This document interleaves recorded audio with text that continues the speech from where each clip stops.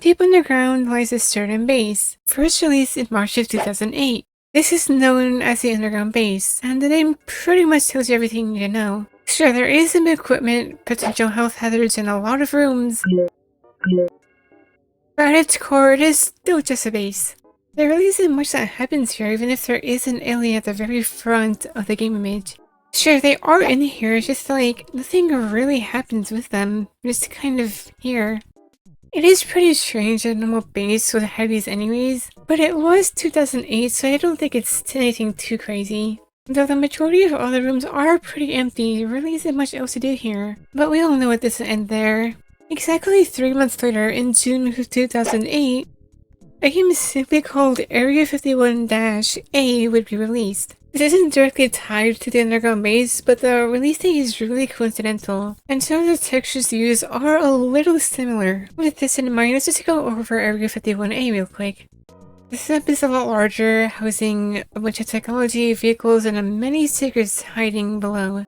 This would make it something new for the platform at the time, but this also seems to be more forgotten than a game like the Underground Base. And speaking of the Underground Base again, there are 2 sequels to the original game, both named 2 and 3 respectively, both from 2010. However, the third game wasn't finished, and the second game didn't got as popular. It's quite strange since the original seems to have a heavy influence upon the second one. I mean, the layout is similar, there are some returning rooms, and a whole lot of other stuff here. But it just didn't get nearly as popular as the original would eventually become. In fact, the popularity from the original rose so much that it actually got stolen. From available information, I can find that this game was stolen because of a studio exploit back then. However, there really isn't much information on this, aside from this one mention I found of it. Regardless, this was gonna change the course of pretty much everything for a few years.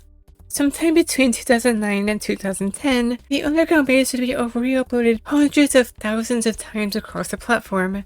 The original name just kind of faded out and simply became known as Area 51. It could be a similarity between Area 51-A, but it is just a little bit of speculation. What doesn't change, however, is that this would begin a very prominent trend that would last pretty much a decade. One of the earliest examples of this is this game from 2013 called Killers in Area 51. If there's earlier examples of this, I couldn't find any, but it is pretty self-explanatory. There are a large variety of killers in this game alone. You have such characters like Ceiling Slenderman, the Kool-Aid Man, a character called the Green Apple, and several more. You could make the argument that this is pretty new for 2013. I mean, this one even adds one extra room to the very back of the base, even if it doesn't really lead anywhere. Other than that, it's pretty simple. Same would also bring in a game called Area 51 Zombie Infection. Again, very self-explanatory, and it is I guess another take on this game, but moving back to Killers in Area 51, I'm gonna speculate that this kind of made this entire thing popular in the first place, because the very next year, 2014, would bring us the most iconic one of them all. This is Survive and Kill the Killers in Area 51. This game is notable for the many killers, its mechanics, and overall, the idea of the game. You find a lot more iconic characters here like Slenderman, Michael Myers, Ghostface, Jeff the Killer, and so much more. This changed pretty much the entire idea of an Area 51. I mean, on its own, there's a lot of replay value to be had here. There's game modes, weapons to be unlocked, and a whole lot of areas that are new to this game in particular. And so much replay value, I mean, it was bound to get popular, and it starts at over 1 million and more visits. In contrast, there are some other games that are released pretty much after this. With the popularity that this game got, it is no surprise that someone tried to copy this exact format. A notable example from 2015 is this one game called the SurviveDory.exe in Area 51. Someone was probably scared of this at some point. Pretty much, this is just another evolution of this genre, if you can call it that. You have one character in the base, and they may just want to kill you. It's kind of it.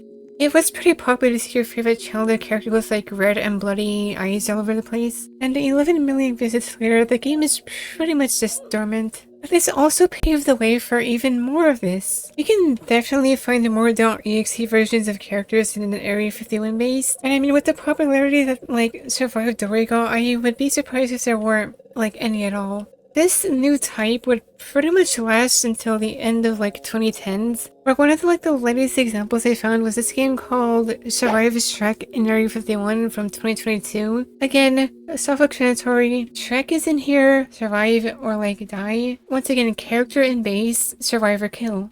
Now this would have been the end, and maybe like this video could end here. However, this just keeps on changing even today. The old format, while pretty much like the same for the past few years, had to change at some point, even if it may have not been for the best. This of course is the modern era. It's really difficult to like pinpoint where this may have begun, but I guess it would have is around, let's say 2023 or so. And the biggest change here is that rather than like a character chasing you, it's a PNG of a character or thing at the time. Think of like an Xbox, but instead of just like some character, it's just like slop. I can't really like describe it any other way. It's always going to be like the most popular trend thing or like meme at the time, and the issue immediately is that these become outdated so quickly. This means that a new one is either created to fit alongside that as a means of making something sort of trendy, or that a completely different game with like a different theme while still being exactly the same is going to release within like a week or two. These are like monthly events at this point. And these newer versions are also getting really complicated. There are so many new and extra additions to like every single game. You can find VIP rooms, gear, a few game passes, and a lot of things are just trying to sell you.